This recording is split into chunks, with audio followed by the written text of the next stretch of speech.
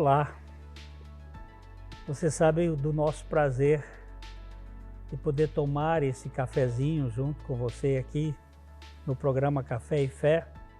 O nosso objetivo é falar, é proclamar o Evangelho das insondáveis riquezas de Cristo. Os links estão aí na tela da sua TV para você possa conhecer mais do nosso material e participar. E nós queremos lembrar que você é um parceiro nosso. Você pode estar junto conosco através da oração. Nós precisamos que você ore por nós. Você pode também compartilhar esse material com outras pessoas. E se puder e for possível mesmo, que você contribua para a sustentação do programa. Fica aqui essa palavra de incentivo.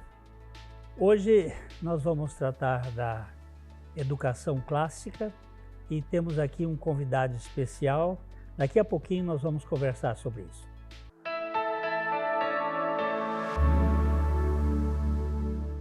Ótica Higienópolis. Há 35 anos no mercado óptico de Londrina, sempre com novidades em produtos e tecnologia. Nossa equipe está preparada para dar uma verdadeira consultoria, facilitando a escolha de seus óculos para correção ou proteção solar. Ajuste de óculos personalizados, respeitando o conforto e anatomia do seu rosto. Ótica Higienópolis. Avenida Higienópolis, 346, em Londrina.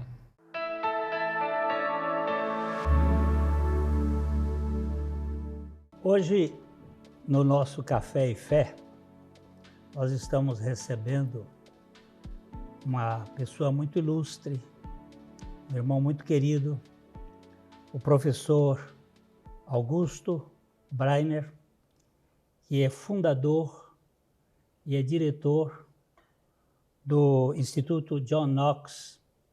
E nós vamos falar um pouquinho sobre a questão da educação, da instrução, do relacionamento em que temos hoje com a escola e com a igreja. E nós vamos bater um papo aqui, porque ele tem feito um trabalho muito interessante lá em Campina Grande, na Paraíba, e merece que nós conheçamos esse trabalho, até mesmo para buscar um caminho de fazer algo que venha ajudar as nossas crianças nesse tempo tenebroso em que estamos vivendo. Então, professor Augusto, vamos começar aqui. Como é que o senhor vê a educação familiar e a instrução escolar no Brasil hoje? Primeiro, agradecer pela oportunidade, pastor Glênio, e por tão boa receptividade da igreja, da cidade de Londrina.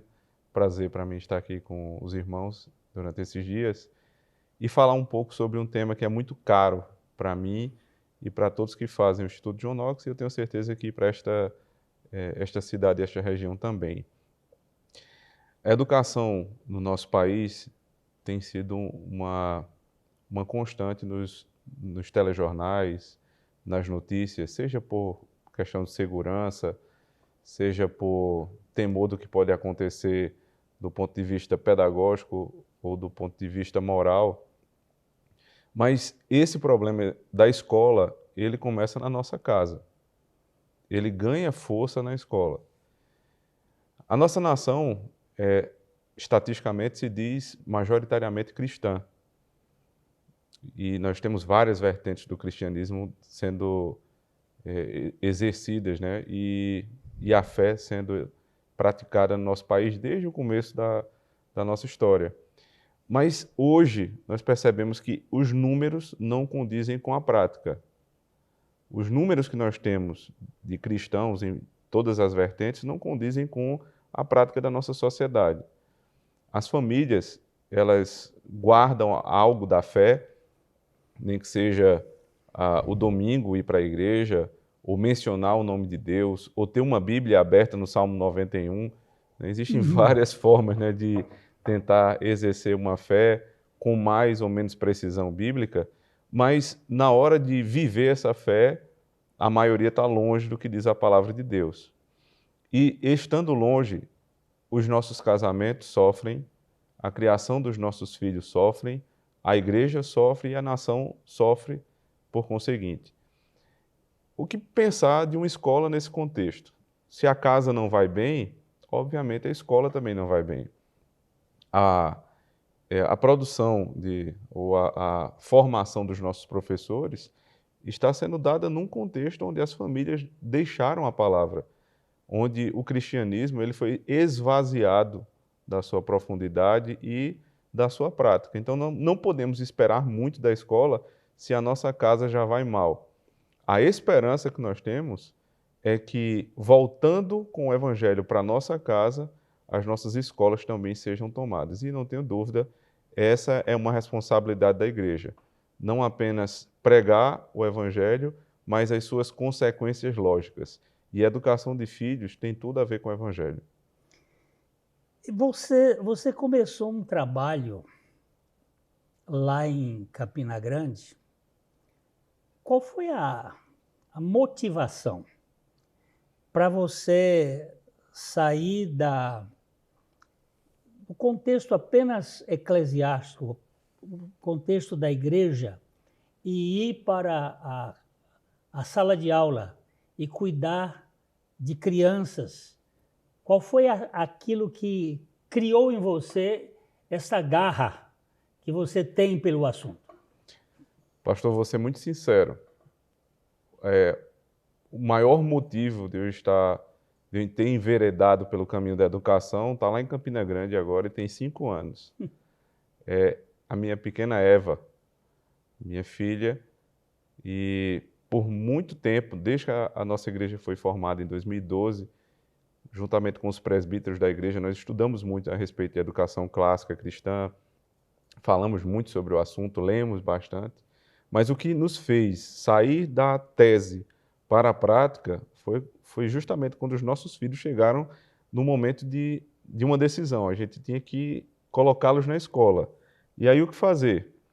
Eu fui visitar algumas escolas da cidade, especialmente aquelas que se declaravam de alguma forma um pouco mais cristãs, que defendiam os princípios do cristianismo, e na esperança de pagar uma mensalidade e ter em troco um lugar seguro para os meus filhos. Conversando com os coordenadores pedagógicos, eu percebi que não era bem isso, né, que eles estavam oferecendo lá. Eles pelo menos foram bem honestos. Ninguém queria se comprometer com uma fé confessional. Eles queriam falar sobre princípios cristãos de maneira muito superficial, muito genérica, mas nada que se aprofundasse de fato na fé. E isso me deixou muito preocupado, porque talvez pior do que uma escola secularizada, assim como uma pessoa secularizada, é uma pessoa e uma escola em cima do muro. Porque essa você não sabe para onde vai. O outro, pelo menos, se declara. Esse não sabe o que é. Então, o meu medo é para onde eles vão. Se eles não sabem o que estão fazendo, se eles não se declaram qual é o caminho que eles estão seguindo, para onde é que esse pessoal vai seguir? Então, percebendo isso, eu disse, não dá para continuar assim. Minha filha estava ali esperando a decisão do pai, minha esposa também, eu disse, eu vou começar uma escola. E aí, juntamente com mais 3 oficiais da igreja, nós convidamos um amigo nosso, que era de Vitória do Espírito Santo, o professor Leandro Ribeiro, que hoje é o coordenador do Instituto. Ele deixou toda a vida que ele tinha lá na capital capixaba, deixou o concurso que ele tinha lá e foi para Campina Grande dar aula para 4 alunos. Eva, Mateus, Cecília e Beatriz. Eram os únicos 4 alunos da escola Knox Kids, que é o braço institucional para a educação infantil do Instituto John Knox. E durante alguns meses foi exatamente isso que aconteceu. 4 alunos e um professor. E era tudo que a gente queria.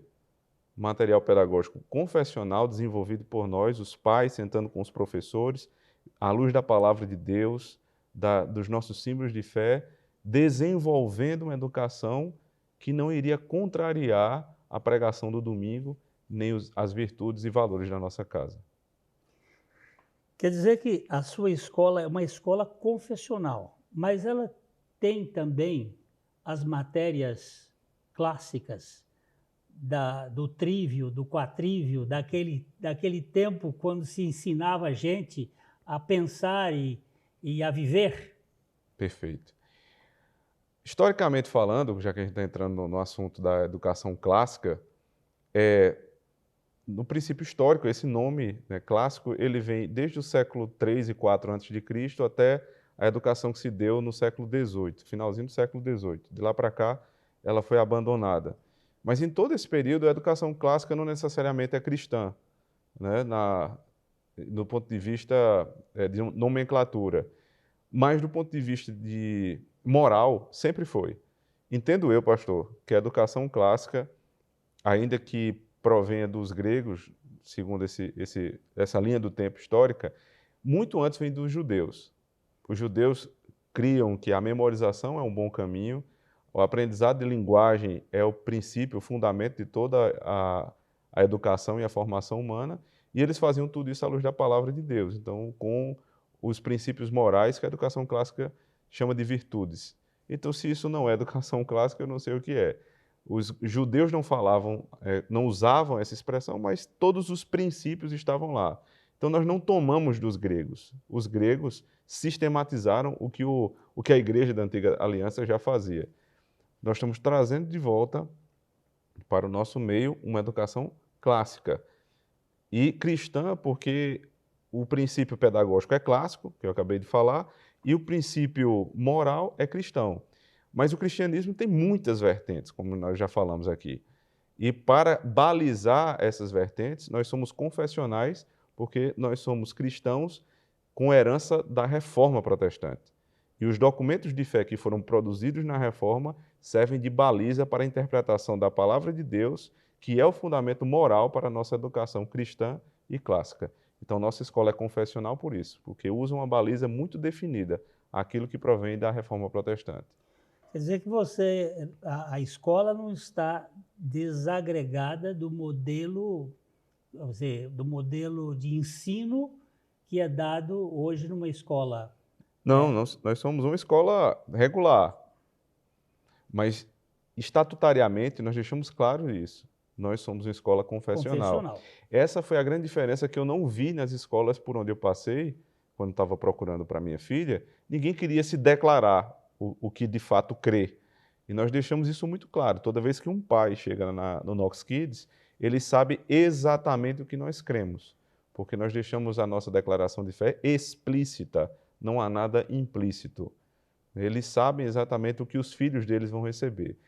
E, tendo todas as disciplinas, foi uma pergunta do senhor, matemática, linguagem, as ciências, eles vão ter todo o conhecimento, mas sem negar Cristo. São todos os conhecimentos à luz da palavra de Deus e não contra a palavra de Deus.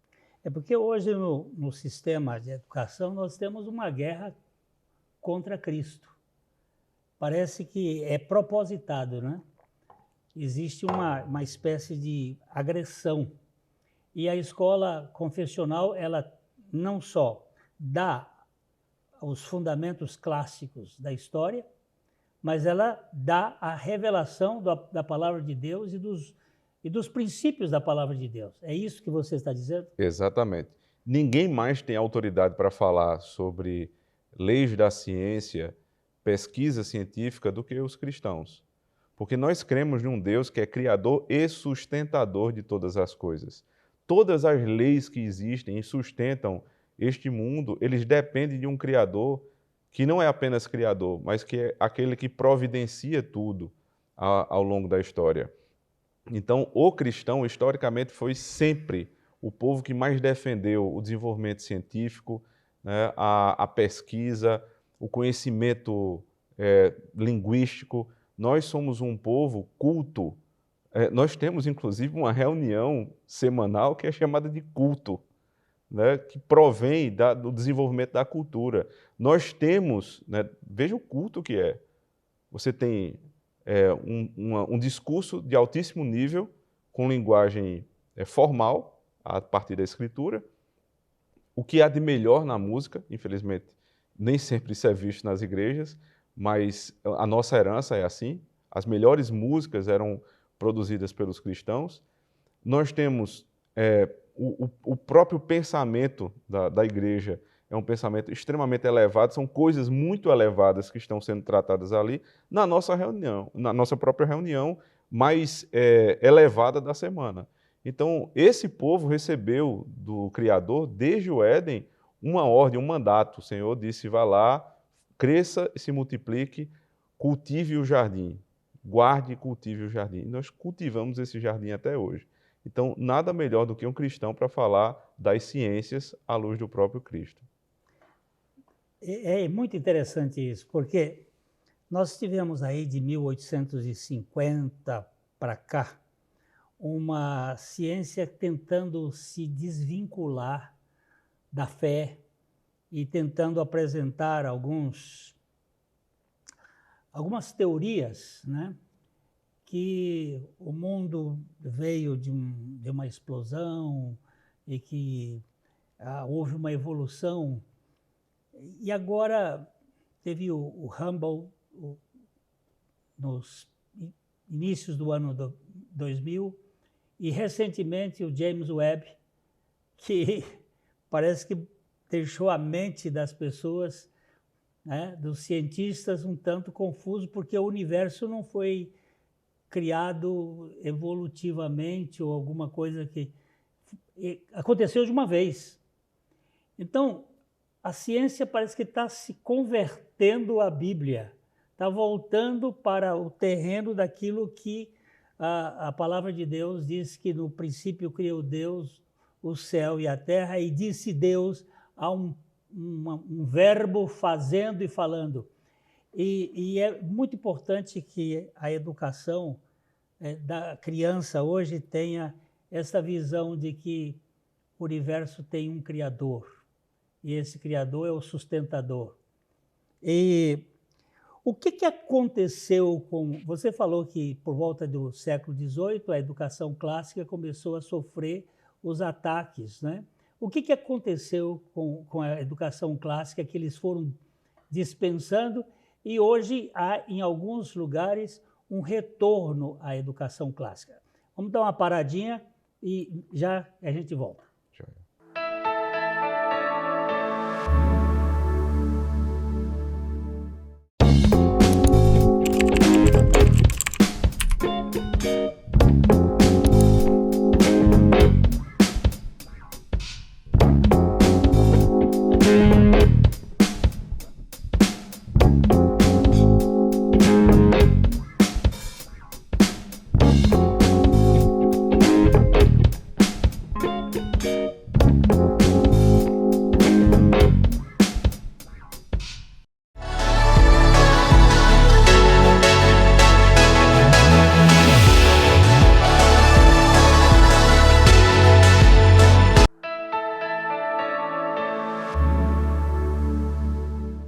Então, o que aconteceu que a educação clássica foi descartada lentamente e foi implantada essa pedagogia moderna? E também o que está fazendo com que a ciência atual está se convertendo à Bíblia diante dos fatos que estão por aí? Excelentes perguntas, aliás. Pastor, esse período do final do século XVIII, XIX, né, e início do século XX, estava muito em vigor o pensamento que o homem ele evoluiu.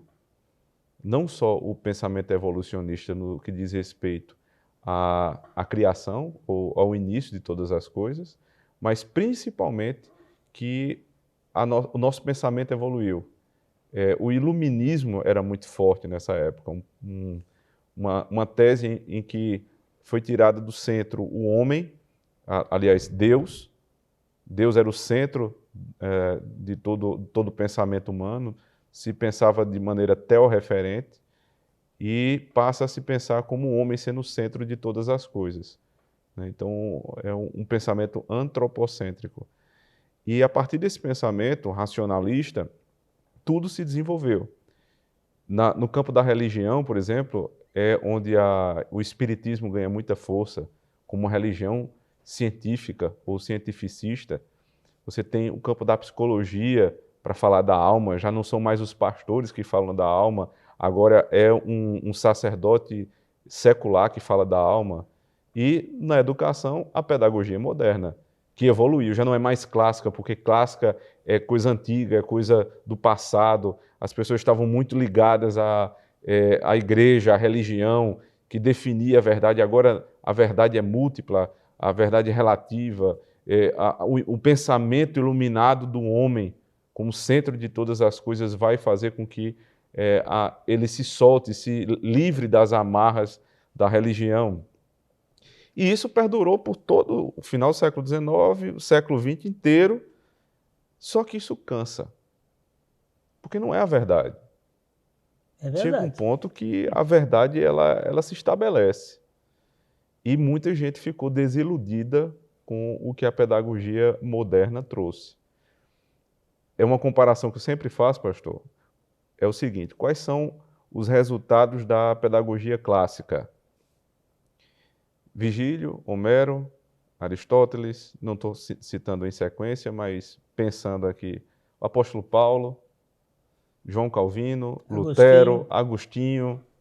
Esses são homens da educação clássica, são produtos da educação clássica. Beethoven. Uma lista sem fim. De artistas. Exato. O Johann Sebastian Bach, um luterano, irmão nosso em Cristo, o maior músico da história. E Haydn.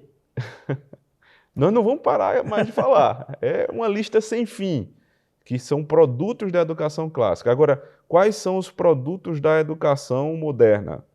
Paulo Vittar, Anitta, quem mais? Vamos evitar. Vamos evitar. Esses são os produtos. E aí você tem que decidir para o seu filho o que é que você quer. A primeira ou a segunda lista? Eu escolhi para a minha filha a primeira lista. Eu espero que ela tenha uma educação que a complete como ser humano feito à imagem e semelhança de Deus. Camões, com 5 anos de idade, e ela lendo o poema do mais ilustre poeta da língua portuguesa, com 5 anos. Isto é exatamente o modelo da educação clássica. Tirar do nivelamento daquilo que é mais rasteiro e colocar para cima. É isso que vocês estão propondo? Exatamente. Na educação clássica, a criança ela é alfabetizada, se ela é cristã clássica, com a Bíblia e com os textos clássicos. Primeiro, textos um pouco mais baixos, que para nós não seriam baixos, Olavo Bilac, Cecília Meirelles, eles começam sendo alfabetizados com esses textos. E no final do processo, na primeira fase do processo, eles começam a ter esse contato com a epopeia mais alta da língua portuguesa. Isso em qualquer língua é assim. Quem é exposto à educação clássica, ao final do processo de alfabetização, quando ele está dominando as letras, ele tem contato com a poesia mais alta da sua própria língua. No nosso caso, Luiz Camões. Então eles passam dos 5 até os 12 anos sendo instruídos a partir de Camões. E eles vão ter o que nós não tivemos na escola. Nós estudamos história, geografia, ciências, como se fossem coisas desconexas. Então você tem uma aula de 50 minutos de história, uma aula de 50 minutos de geografia, professores distintos, vai de uma sala para outra, e você não consegue perceber a inter-relação das disciplinas. Isso nunca aconteceu na educação clássica, porque nunca passou pela mente de um mestre, de um professor, que você precisasse decorar, por exemplo, a sequência dos nomes dos presidentes do Brasil. E depois os rios do Amazonas, os mares, sem haver conexão uma coisa com a outra. Então eles estão estudando Camões, porque de lá eles vão aprender vocabulário, morfologia, sintaxe, e assim por diante, para compreender o texto. Só que para a compreensão do texto dos Lusíadas, você tem pontos geográficos, como a ilha da Taprobana, E onde é essa ilha? Então eles vão aprender geografia, no material do Knox Kids é assim, você aprende a geografia para compreender aquele texto. E qual a história por trás das grandes cruzadas, das navegações de Portugal? Aí eles vão aprender. E qual a relação disso com a fé portuguesa? Né? Os princípios da fé cristã que estavam ali, mesmo sendo romano, mas algo ainda de princípio da fé cristã sobrou. Então, qual a relação da fé, a confessionalidade, com a relação geográfica, a relação histórica, a relação linguística, tudo a partir de um texto. Então, você tem a inter-relação de todas as disciplinas para a compreensão daquele texto. Eu não consigo parar de pensar, pastor, quando eu falo dessa forma, com um sermão do domingo. Porque é exatamente isso que nós fazemos na pregação. Existe um texto clássico, né, que é a Escritura, de uma língua que precisa ser compreendida, então por isso que o pastor estuda grego e hebraico, e ele vai expor a morfologia, a sintaxe, de maneira resumida, sintética. Colocando a geografia e a história. E depois ele vai contextualizar a história, a geografia, para que eu compreenda aquele texto à luz de todo o contexto. É assim que se forma um homem, e não separando por disciplinas. Isso é a educação clássica, e o outro modelo é a educação da pedagogia moderna. Muito bem. Vocês começaram a escola há pouco tempo, né? Mas vocês já estão com alguns pontos no Brasil, algumas escolas conveniadas, ou um contrato que é feito. E como é que isso está acontecendo? Nós começamos em 2020 em Campina Grande, com 4 alunos, como eu falei. Hoje nós temos 64 alunos, vamos para 84 agora no meio do ano e chegamos a 100 no final do ano. Daí surgiram as parcerias. Algumas igrejas no Brasil que desejavam começar um trabalho escolar, mas não tinham, por exemplo, material, não sabiam como treinar os professores, como seria o passo a passo documental para a regularização da escola, e por Deus ter nos dado essa oportunidade anterior, a gente começou a tentar ajudar da melhor forma possível.